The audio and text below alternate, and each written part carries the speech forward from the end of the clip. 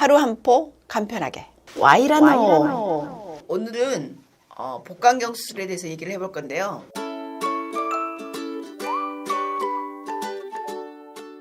저희 병원에서 복강경 수술로 근종, 난소호, 배꼽 수술 이런 여러 가지 수술을 하는데요.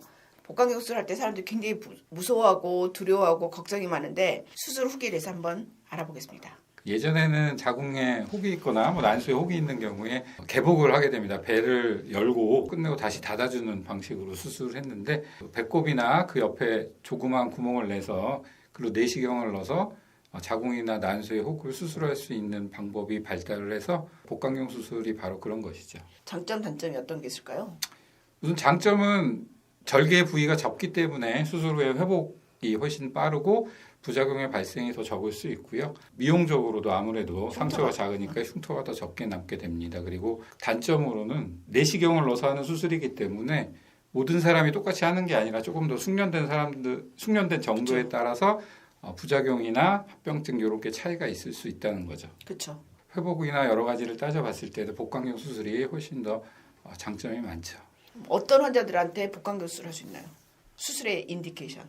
종류에 상관없이 가장 많은 게 근종이죠. 그렇죠. 근종, 난소의 혹 이런 것들을 가장 많이 하게 되고 요즘은 대학병원에서 그 암 수술도 다 복강경으로 대부분 하고 있습니다. 물론 안 되는 경우 유착이 심하거나 이제 다른 병원에서 자궁 적출하라고 했는데 혹만 제거하거나 개복하라고 했는데 이제 복강경 수술을 하는 경우가 꽤 있잖아요. 네. 쌤 잘하시는데 차별화된 노하우가 있으신가요? 열심히 하는 거죠. 조금 더 섬세하게 해야 되긴 합니다. 근데 많이 해본 사람이 조금 더 잘하기는 하죠. 복강경 수술이란 건 양손을 다 써야 되니까 네. 그 왼손 훈련을 위해서 뭐 간단하게는 식사나 양치질 이런 거 다 왼손으로 하고 있고 글씨도 웬만하면 왼손으로 쓰려고 이렇게 연습을 하는 게 중요하죠. 수술을 잘하기 위해서 평소에 계속 노는 시간 없이 계속 트레이닝 하고 있다는 거. 이분은 해성산부인과에서 복강경 수술을 하셨고 이분은 해성산부인과에서 진단을 받고 다른 병원에서 수술을 하셨는데 제가 이제 진료레서를 써줬었는데 근데 뭐가 제일 걱정됐어요? 이렇게 몸무게 노출되는 그러면 안 되지. 흉터죠. 아무래도 흉터가 점점 커질 수도 있다라는 그런 생각에 수술하는 게 조금 꺼려졌죠. 보라님은 실은 수술하기 전에 뭐가 제일 걱정됐어요? 암일까봐. 혹시 이제 검사를 해도 암이 나올까봐 그게 굉장히 걱정스러웠어요. 근데 이제 수술하기 전에 두 사람의 이야기를 듣고 내가 깜짝 놀랐는데 우리가 생각했던 것보다 더 다른 고민들이 많았더라고요. 수술과 전혀 관계없는 고민들. 어떤 고민이었었죠? 암인 것도 걱정스럽긴 하지만 그 수술대 위에 올라가면 이렇게 올라가야 되잖아요. 네. 그 전날 집에서 제 발바닥을 1시간 동안 밀고 있었어요. 12시까지. 발뒤꿈치가 발바닥은 왜 밀죠? 발뒤꿈치가 발크림 올렸을 때 이제 의료진들이 제 발바닥을 보지 않을까. 신경 쓰여. 발바닥을 정말 정성스럽게 밀고 바세린을 바르고 온몸에 막 로션을 바르고 그러고 잤는데도 그 전날 동료들한테 혹시 테이프 없냐고 할 정도로 어디에 테이프죠? 거기 있습니다. 땡땡. 어디냐면 예, 아니 원래 안 붙이는데 혹시 노출 누워 있으면 이게 꼭지가 보이잖아요. 혼자 상상을 한 거죠. 수술할 때 원래 다 벗기죠. 그 걱정에 직원한테 혹시 집에 테이프 큰 거 있냐고 4개만 갖다 달라고. 왜 내리죠? 2개인데? 테이프 사이즈가 작으면 2개 정도는 해야 그래고 정말 걱정스럽게 수술에 딱 올라갔는 직원분들이 다 가려주시고 네, 전반적으로 마음을 편안하게 해주세요. 네, 굉장히 편하더라고요. 의사는 이제 수술에 마취가 잘 깰까 뭐 이런 거 걱정하는데 막상 수술 당사자들은 자기의 발바닥, 자기의 젖꼭지 수술한 다음에 그러니까 통증은 어땠어요? 의외로 마취를 깨고 딱 일어났는데 너무 기분이 좋은 거예요. 일어났는데 그냥 이렇게 짚고 일어날 정도.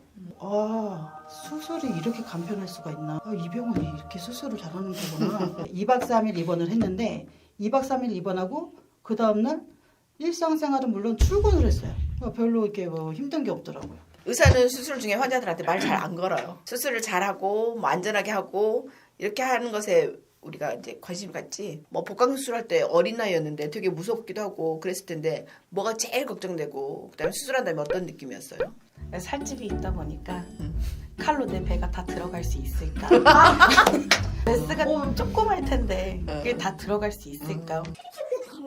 지방이 많으면 실은 복강경 기계가 있는데 끝까지 가도 배 안 닿는 사람도 있긴 있어요. 근데 언니 저도 솔직히 그 전날 살짝 굶었어요. 막상 수술 끝나보니까 어땠어요? 배가 너무 아프더라고요. 개복을 해도 마찬가지고 복강경을 해도 마찬가지고 심지어는 쌍꺼풀 수술을 해도 사람에 따라서 회복이나 뭐 붓기 그런 그리고 염증의 정도는 차이가 있을 수 있기 때문에 복강경을 해서 이틀 만에 자기 일을 하는 사람들도 있지만 뭐 일주일 동안 아무것도 못하는 사람들도 있고 그럴 수는 있습니다. 근데 그렇죠. 개복 수술에 비해서 그런 게 훨씬 덜하다는 거죠.